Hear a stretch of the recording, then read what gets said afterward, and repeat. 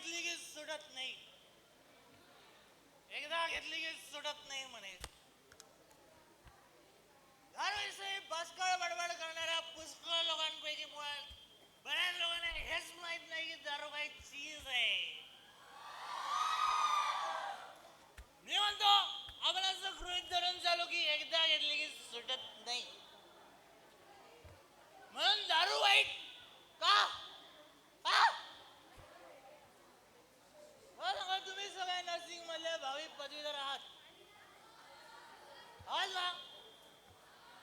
मग एकदा पदवी घेता आणि उभ्या आयुष्याला शिकणे म्हणून तुम्ही पदवी घ्यायचं टाकलंय का? नाही. तशीच बायको, अशीच बायको एकदा लग्नात माळ घालून उभ्या आयुष्यभर आपल्या मागे मागे फिरते म्हणून तुम्ही बायका करायचं टाकलंय का? नाही. पदवी वाईट नाही, बायको वाईट नाही, माझी दारूच एवढी वाईट का?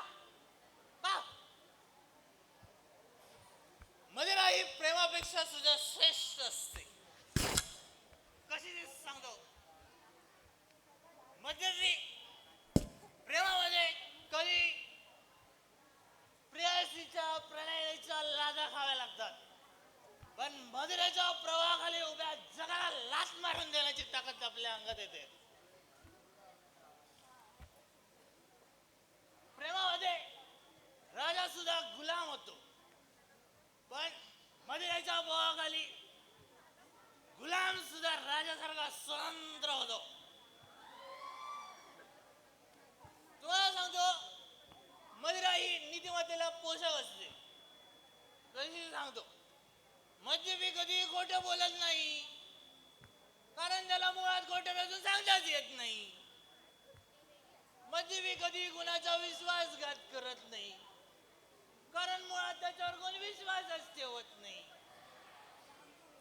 मद्यपी कधी कुणाची कुणाजवळ चाडी करत नाही, कारण काल कोण काय बोलले त्याचं त्यालाच आठवत नाही. हल्ली बऱ्याचदा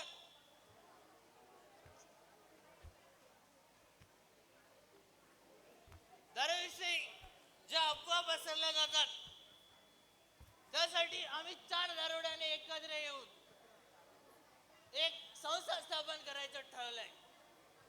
संस्थेचं नाव आहे आर्य मदिरा मंडळ. आर्य मदिरा मंडळ. संस्थेमध्ये काय आहे, सगळ्यांना समान संधी. संस्थेचा मुळात उद्देश काय, तर सगळ्यांना फुकट दारू वाटायची, पैसा घ्यायचा नाही. संस्थेचा सगळे सभासद रोज दारू पिणारे पाहिजे.